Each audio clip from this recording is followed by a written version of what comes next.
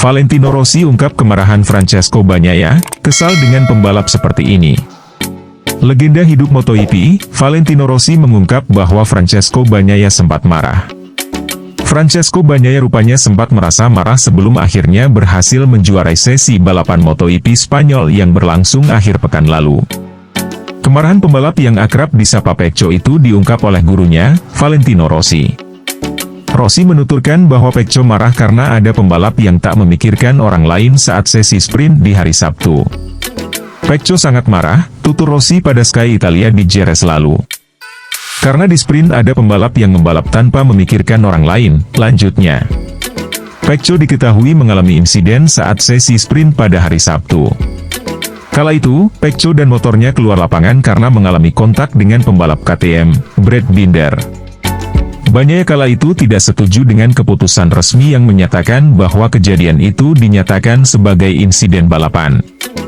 Terlepas dari rasa kesalnya, Pecco memulai hari balapan dengan yakin. Pembalap Ducati itu bahkan bisa membuktikan kepada Marc Marquez bahwa dia bukan lawan yang mudah dilewati. Ia merasa cepat di lintasan kering dan seperti yang ia katakan kepada saya, pada Minggu pagi. Ia memulai dengan keyakinan dan melakukan segalanya dengan baik. Dia datang dari belakang, menyalip 2 kali di lap 6 di mana itu adalah masalah imajinasi, bakat, dan sedikit kegilaan. Di atas semua itu, ia tidak menyerah bahkan ketika Martin terjatuh, karena di sana ia bisa saja berhenti memikirkan kejuaraan, tetapi ia langsung membuat Marc Marquez mengerti bahwa ini akan sulit. Rossi pun memberikan penilaian sempurna untuk performa Bagnaia dan merasa muridnya itu tak perlu diragukan lagi. Saya pikir kami bisa memberikan nilai 10 dari 10 untuk balapannya. Pecco sangat bagus dalam pertarungan itu, dia menegaskan bahwa dia tidak akan menyerah meski Martin terjatuh. Ia masih memiliki sedikit hal yang bisa ia lakukan. Ia sangat cepat di tikungan kanan. Itu adalah kepuasan yang luar biasa. Skeptis tentang Bagnaia. Saya ingin tahu siapa orang yang skeptis itu, terang Rossi. Terlepas dari komentarnya soal Bagnaia, Rossi tersenyum sumringah pekan lalu. Pasalnya, 2 anak muridnya yakni Francesco Bagnaia dan Marco Bezzecchi sama-sama naik podium mengapit Marc Marquez. Pecco berada di posisi pertama, Marquez kedua dan Bezzecchi ada di tempat ketiga. Masalah di kantor Marc Marquez untuk menandatangani kontrak resmi dengan Ducati. Marc Marquez hanya menandatangani kontrak 1 tahun dengan tim Gresini Racing, meninggalkan masa depannya di akhir musim ini. Namun juara 8 kali itu berbicara tentang lebih dari 1 pintu, salah satunya bisa jadi adalah penandatanganannya untuk tim resmi Ducati, menjadi rekan setimnya Pecco Bagnaia. Pembalap Cervera itu baru saja menghadapi salah satu momen tersulit dalam karirnya, cedera serius hingga meninggalkan tim yang menjadi rumahnya selama 11 tahun dan sudah 6 kali menjadi juara MotoGP, Honda.